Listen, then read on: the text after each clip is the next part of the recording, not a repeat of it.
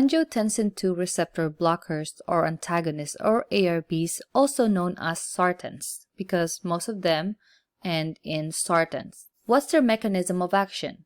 They work by blocking the binding of angiotensin II to its receptors. So if this is angiotensin II, so in this case, this medication, it didn't do anything when it comes to the conversion of angiotensin I to angiotensin II. That happened. But before angiotensin II can bind to the receptors, it blocks those receptors, therefore preventing those effects. So the ARBs affect primarily vascular smooth muscle and the adrenal gland. It does it by selectively blocking the binding of angiotensin II to the type 1 angiotensin II receptors in these tissues. So ARBs block vasoconstriction and the secretion of aldosterone.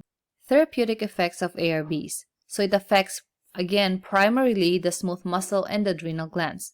It decreases blood pressure by decreasing constriction, decreasing resistance, and decreasing afterload. It also has renal vascular protective effects.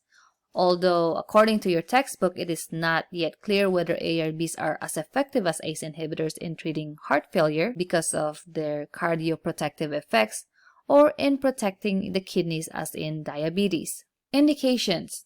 Hypertension, so often is considered second-line treatment for patients who are intolerant of ACE inhibitors. Major use of this class is afterload reduction for CHF and MI patients, also possible renal protection in diabetic patients, similar to the ACE inhibitor regardless of their blood pressure because it interrupts rest. Some precautions. So we have to be very careful, again, if patients are on other medications that can affect blood pressure, especially antihypertensive, as it can cause very low blood pressure. In addition, we have to be also very careful when it comes to patients with impaired renal function. Some contraindications, as you can see, these are going to be very similar to the ones that are contraindicated for patients for ACE inhibitors.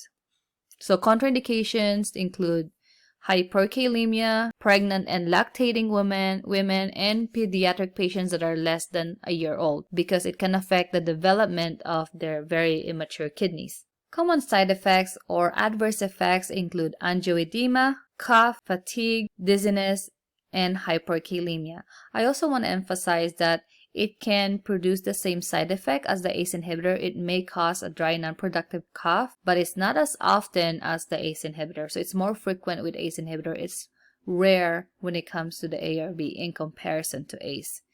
Now, it can also cause headaches and upper respiratory infection, including sinusitis. It also can cause some muscle weakness and cramping. Some nursing actions or interventions when the patients are taking these medications. Again, very important to assess their blood pressure, intake and output, daily weight. Again, assess for side effects. It is very important to do physical assessments, especially focus assessment of the cardiopulmonary system. Now, lab work, because it affects the potassium, then we may want to know what's our potassium level. Same thing with renal function. If we know that the medication is going to affect the kidneys, it is good to know what's their baseline kidney function. And after we start the patient on that medication, we want to follow up and recheck those kidney function in order to know and make sure that the patient is not developing any adverse reaction from the medication.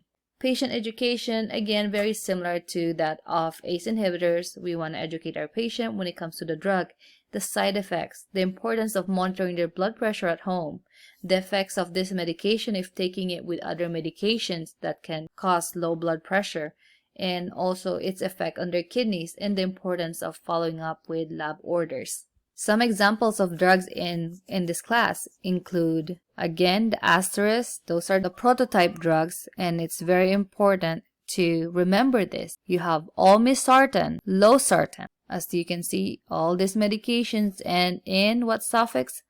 Sartan. So these are the sartans or ARBs.